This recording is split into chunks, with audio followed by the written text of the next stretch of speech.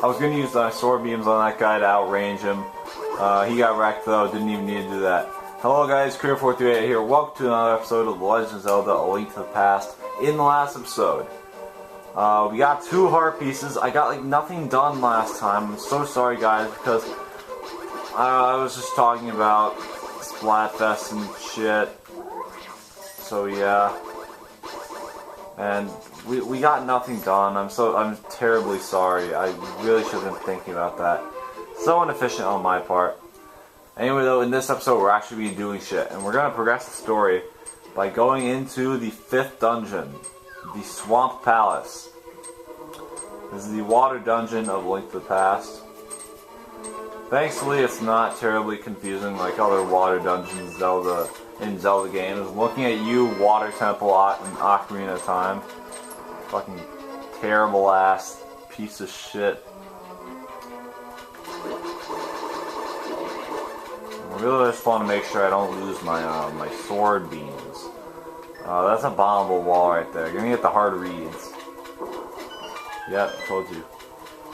But I guess you weren't disputing it, so. It's a key right there. I didn't even know that. Well, I didn't remember that. You got the dungeon map. So I believe these guys are Zols or Gels. They're one of the two. It's not exactly easy to tell them apart. But yeah. And then we can lock that door right there. Alright, kill that red Stalfos. Oh fuck.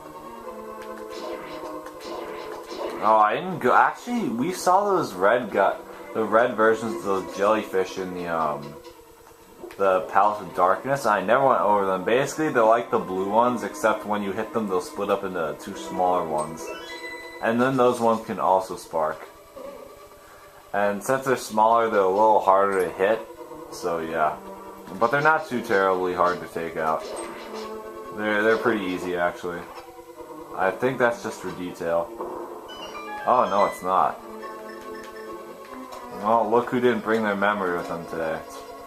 So what you want to do is pretty much anytime you see these switches, you want to push it. And now that stone beast will open its mouth, and then water will flow. That will allow us to swim over to another area. So yeah. I'm gonna go in here. And now we can swim through this area right here, which we could not access which we could not do before, therefore we cannot access that staircase because it was too damn high. So anyway, right in here we have what's basically the main middle area of this dungeon.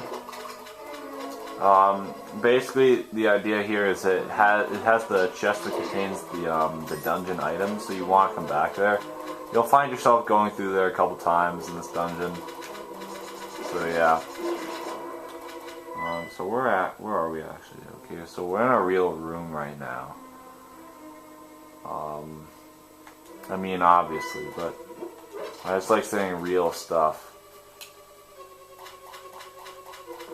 Oh fuck, I'm trying to think of how I wanted to say that to you guys, but anyway though, we found a compass, so that's cool. Does like pretty much nothing in this game, but not nothing. In a game it's hard to, in a game like A Link to the Past, where it's not really easy to know what you have to do. It can be helpful. You need all the help you can get, really. Especially if you're a new time gamer like me. I was not around in the days of A Link to the Past. I was not alive in the NES era, so. Or Super NES era. But I was in the N64 era. I just wasn't really old enough to actually know what video games were. Alright, hold on. Oh, you know what? There's a switch up here. Wait, no there's not. What the hell? Hold on, wait. It's in here. This was that. Oh, wait, we got key. Alright, never mind. Cringeworthy stuff, guys, I know. So we want to go through here, avoid that fire bubble looking thing. The reminiscence of Mario is real. Oh, those guys are kind of annoying. They come out of those things right there, those holes in the wall, and they just fuck you, and they just do stuff like that. So we want to push this this lever right here. It'll open that lizard's mouth, and yeah, that's cool. Wreck that guy. That looked really weird. I was about to say disjointed. Fuck. Even though I know what a disjointed hitbox is. It's a Smash Brothers thing. It means it's like a hitbox that, like it doesn't. It's not. That's not part of your body. Like a sword, you know. Like another object that an enemy or that my character holds while performing like an attack or something. That guy's dead. Anyway though, now we're going through here. We can actually push this Y that time. That Y shape of blocks. I guess we can kill that guy. He didn't give me anything. I don't know why I did that. But I know that he wouldn't give me anything. So we're back on the first floor. Yeah. Oh yeah, they have fire bars in this. Now they're really ripping off Mario. So yeah. Okay, now I believe you want you want to fall down here as to land on this area or not and get a red rupee. Okay, never mind. You know what? You know what you actually want to do. How would you have to do that? Let me check and make sure.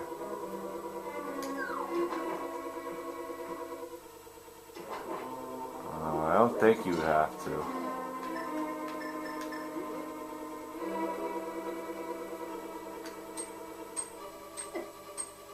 Alright, we're gonna place the bomb and get the fuck out of there. Does that work? No, it doesn't. Alright. Alright, hold on. Let me go back to the top room, guys. I'll be there. What you actually want to do is not get hit by all those enemies, but you want to push that block there. Come down here, and of course, yeah, we can't. We're supposed to go over there, but we can't. Alright, I'll be right back. You have to hit that switch and then go around. Like this. I would cut and not show you, but then people might complain in the comments, say, oh, you didn't do this, you didn't show me where to go, and fuck. But as you can see, there's another door right here. And now I'll hit that switch, and you can go around from there into that other room. And this room will connect straight back to that other one. So I'll be at that top area. Actually, no, I'll be down below that one place. You'll see where I end up. I'll just see you guys in a second. Alright guys, I'm back, and now we are going to go through here.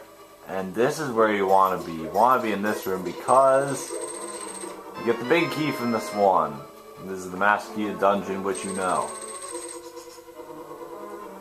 And if you don't, how the fuck would you not? But I mean, you would have to know, you know. There's no saying you wouldn't, because you do. If you watched all the other videos, you know that the or if you just play a Zelda game in general, you would know that. Why am I even? I don't know why I'm expanding upon the idea that you already know what the big key is. You can tell I'm just fishing for stuff to talk about. Anyway though, it doesn't matter. What does matter is we're gonna unlock the treasure chest here, and we're going to get our new item. Boing! This is the hook shot. It extends and contracts, and boing! You can tell they had too much fun making this one. This item description. It can grapple many things. So yeah, we got the hook shot. The hook shot's pretty cool. You extend it, has shit tons of range, and it pulls you to any object, pretty much. Mostly like pots and skulls. So yeah, this thing is pretty cool. It can also kill some far off enemies. It can serve as essentially the same purpose as the boomerang, as it can also stun. But the boomerang is a little better in this game at stunning. So yeah. I'm gonna keep my medicine nearby. Oh fuck, we need a key. I'm gonna drink this thing. Which might not have been the best idea because we may need it for the boss. So yeah, the hook shot, pretty damn cool.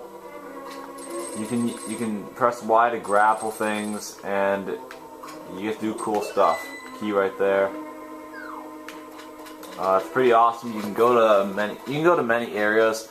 It's not really used that much in this game, but it's still pretty cool to have. And yes, Ocarina of Time fans, this was where the hookshot actually came from, not from your game. It's not actually their game, it's Nintendo's. This is Nintendo's game also. Anyway, though, that's not the point. The point is, the hookshot's pretty awesome, lots of people like it. And I can see why. It's a cool item, it's innovative. Only problem with it is, though, it would pull off Link's hand in real life. As for what game theory has said. I haven't watched that video, by the way.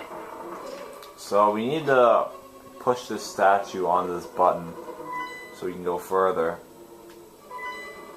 I would like to finish the dungeon in this episode, honestly. Not sure if that'll happen. I'm not really sure how much time it is left in the video, but I'm gonna do whatever I can, boys. Let's go.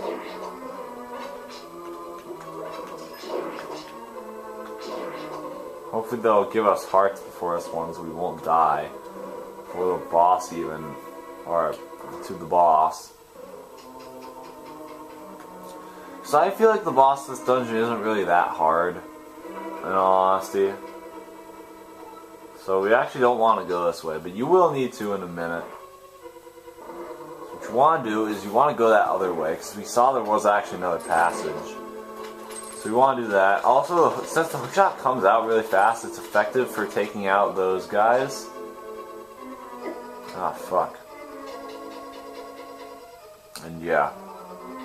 So we're going down here. It's also not where we're supposed to go. What the fuck, dude? So I guess that switch actually pushes down both, wow, that guy totally missed me. It pushes down both things because I can't find another switch that'll do it.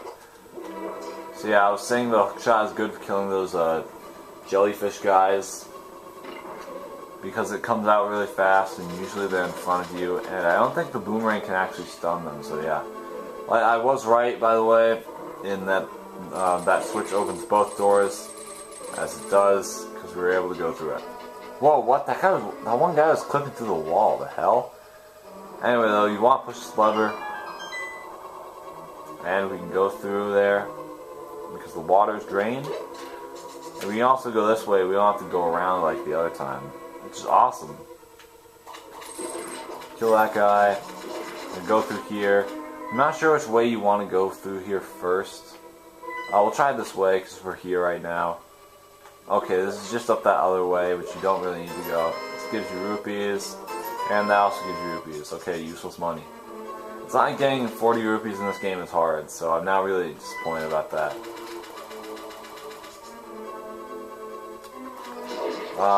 If this were actually Twilight Princess, they wouldn't give us those rupees. They'd put it back in the chest. Which I think is pretty cool. I like how they add that in. So what you want to do is, you want to go and, you want to walk up towards this waterfall here.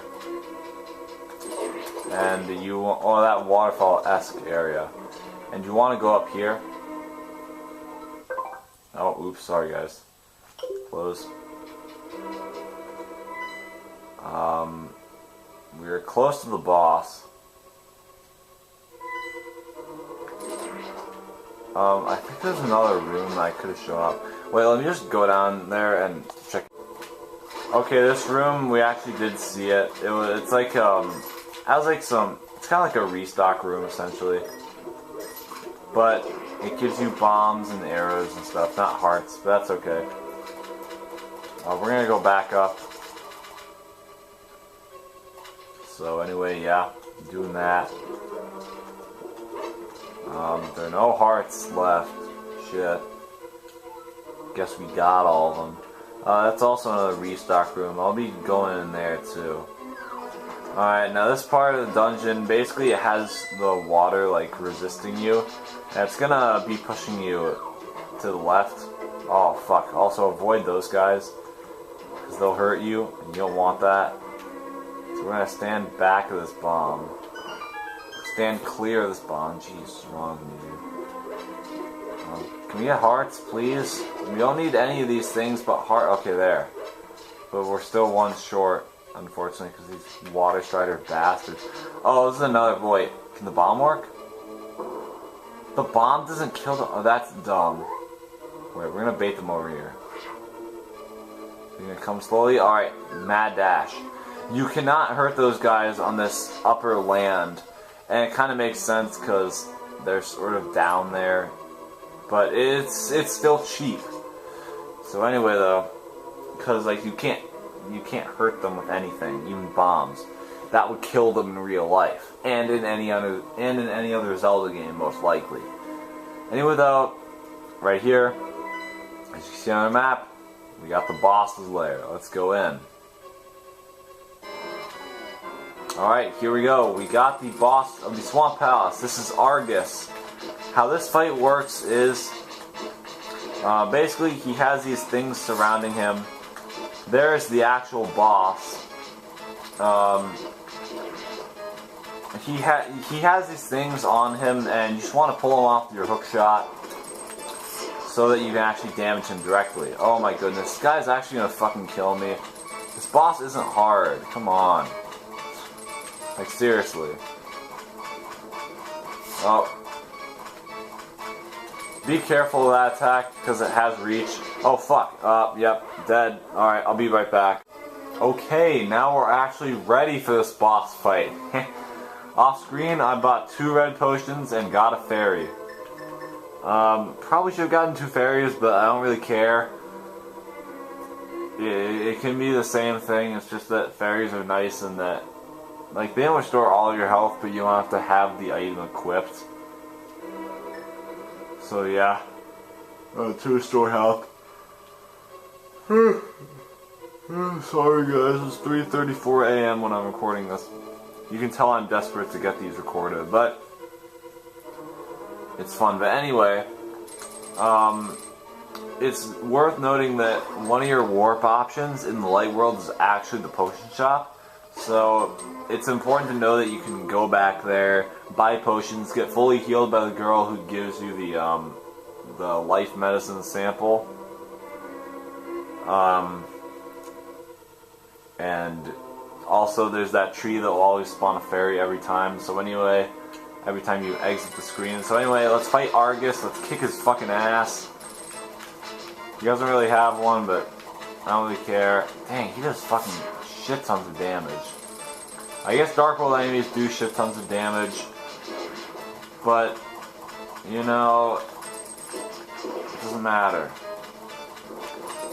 Shouldn't do that much damage. Oh, I guess you can also pull them back when they're, you can always pull these guys back, so if they're running away from you, just pull them back. It's no use. I recently figured out what that was, what that whole thing was about, and it's funny. So, oh, okay, yeah. I wasn't sure why Argus was staying still for so long, but he was. So, we got the second phase of the boss fight where Argus will jump down on different parts of different parts of the room, and he moves around the entire stage in diagonal areas. You just want to spin attack him a couple times, and he's dead. That's it. He's really not that hard. I just wasn't prepared for the boss fight, therefore I got wrecked. Because it's easy to take a lot of damage against these guys, I'm not gonna lie. Doesn't matter though. We've saved the next maiden.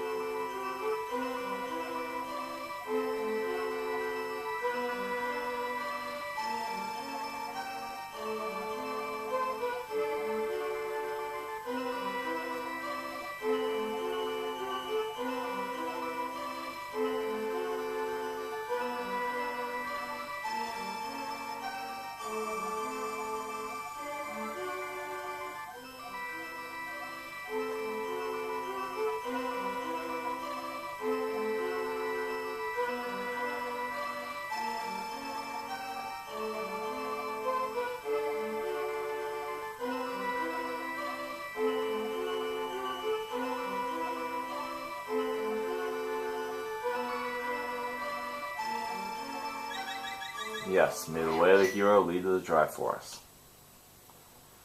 So, from that conversation we learned who the mastermind behind all this really is. It is Ganondorf.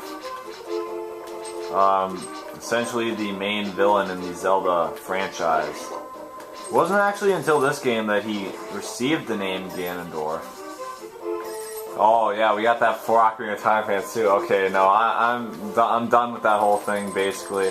I'm gonna try to avoid it for the rest of for as much of the LP as possible, because it's not nice to rag on people for thinking that their game is so great. Because I mean, Ocarina of Time is a good game. I just like A Link to the Past much better, and I understand why people give Ocarina of Time the praise that it so rightfully deserves.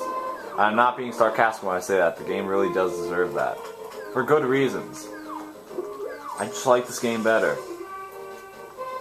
This game just impressed me a whole lot more. I'm gonna bomb that.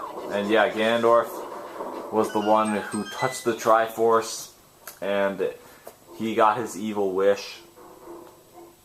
Oh fuck. Well, that guy gave me 300 rupees and I can't use all of them, but it brings me up close to the amount that I would have gained had my rupees not been full enough, so I'm fine with that. Also, money is extremely plentiful in this game. It doesn't really matter. Remember the money tactic, guys. It's a thing. True combo. Anyway, though, yeah, she was talking about Ganondorf, and that he is a thief, and he was the one who touched the Triforce and wished for the Golden Land to become the Dark World. So it wasn't actually Aghanim who did that. So yeah. It was him all along. And he also takes...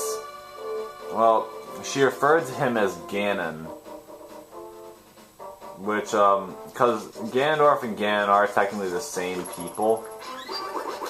Well, I mean, Ganon isn't necessarily a person, if you consider his appearance through other games. This is kind of spoilers, I'm sorry guys, and you know what, I'm gonna stop talking about Ganon. It's enough from me. I believe if you touch this guy, he'll tell you something cool. Wow, I haven't seen a normal person in a few hundred years. Let me talk to you for a while. I once lived in the Lost Woods until the day I wandered into a magic transporter. Wait, how the fuck did a tree move? You are fucking rooted in the ground. How the hell did you move? That doesn't make sense. You lived in the Lost Woods, my ass. You can't fucking move, yo.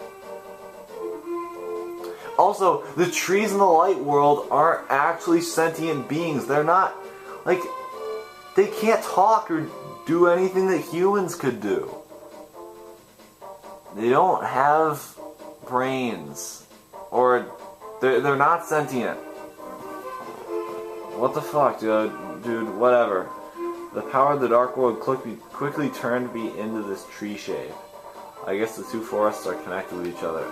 Nintendo logic defines all things that are real. Or defies all things that are real. Sorry, that's what I meant. Anyway, though, what the main takeaway from that argument is, yeah, no, not that Ganondorf is the one behind all this, but what is especially important to note is that that maiden said that there are other magical transporters in the in the light world, and we have seen some, but she is actually kind of hinting towards what we have to do to get to the next area, which is wander into another magical transporter. So yeah. And with that hint, we are going to be finding that magical transporter in the next episode. So, next time, The Legend of Zelda: A Link to the Past. Oh, just a second. Let's make sure my outro is clear of these enemies. Alright, you're dead. And now this guy. It's so unnecessary. I'm getting a little carried away here. Anyway, though, next time, The Legend of Zelda: A Link to the Past. You're going to be finding that magic transporter and hopefully seeing if we can get to the next dungeon. So, see you guys then. Be prepared because the next one is a hard one. Just in case you're playing along with me and you plan to play ahead. So basically the idea is, the next one is really hard. So anyway, see you guys next time.